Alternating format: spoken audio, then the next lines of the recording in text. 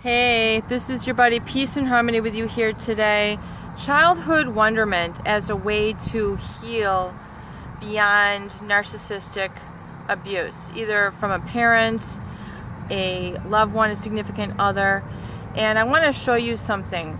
As I talk about coming back to kind of the sense of childhood wonderment, returning back to the state of innocence, this is what it is like. It's like taking a walk in nature and delighting in the view of a butterfly. And I have a butterfly here with me that keeps coming back and keeps coming back to my shoes, and I'm going to try to get him in the video here, and I'm going to narrate it. See if I can get him here. I hope you can see this. This butterfly, this beautiful monarch, keeps coming back to my shoes and to my blanket, and I hope I don't turn the video off, and I hope you can see this. But to me, this is a metaphor. It's an analogy to the sort of healing process that takes place after we recover from narcissistic abuse. Once we're in the abused state, we're very much in the cocoon.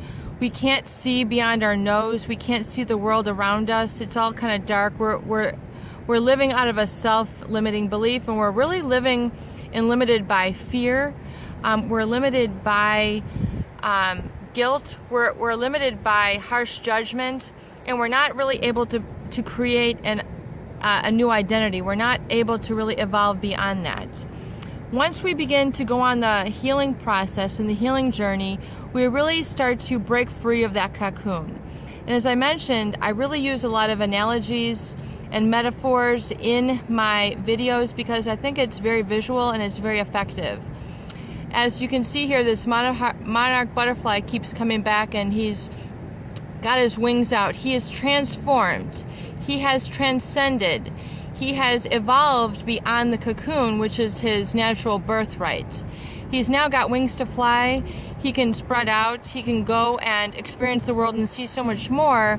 He's no longer limited by that cocoon. The cocoon, as you know, is a chrysalis, and that is a formation that a caterpillar basically transforms from when they're emerging from that caterpillar state.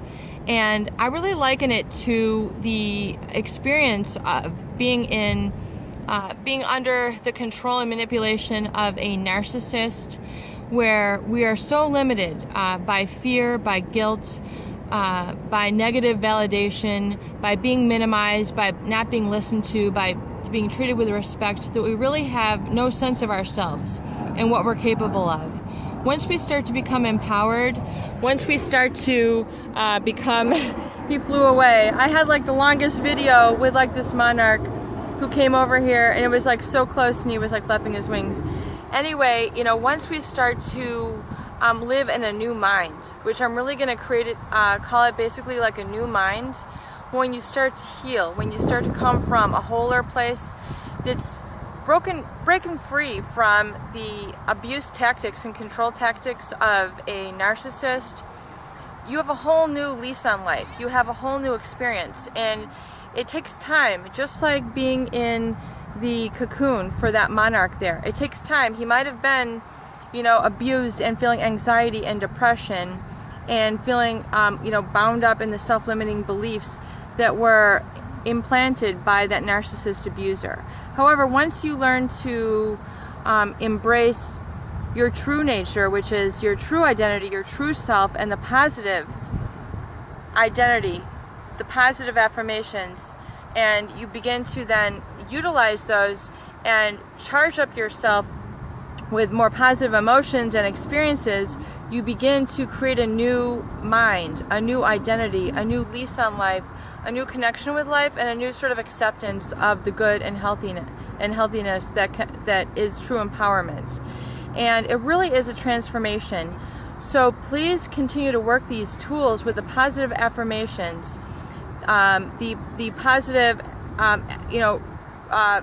validations, the self-validations of the positive in you that is you. Start to take ownership of that. Look at the videos on the tool of the recovery notebook, and start to make lists, active lists of what you want to do, be, have, and become. Keep these in front of you and keep utilizing these, tapping into these, taking action on these, And also looking at, you know, what have I been, if I'm procrastinating, why? What is the payoff?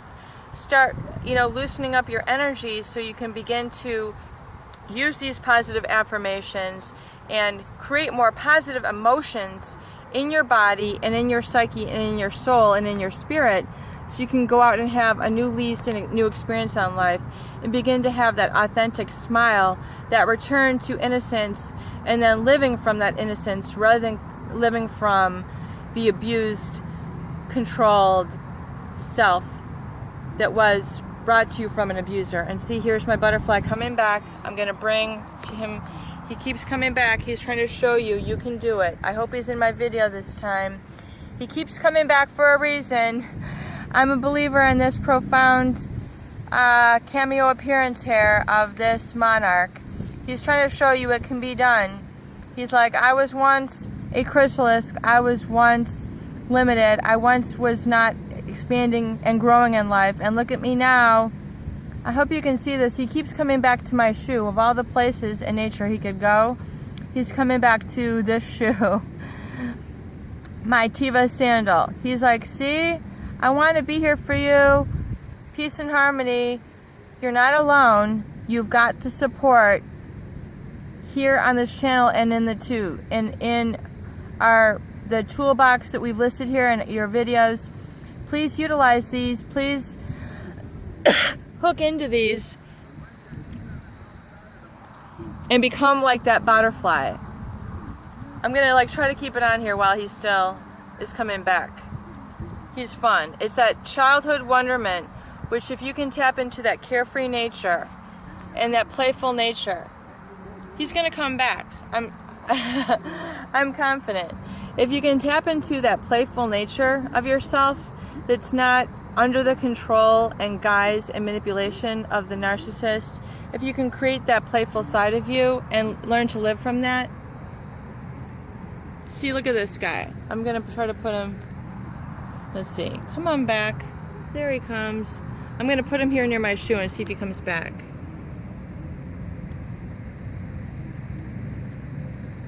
Come back here.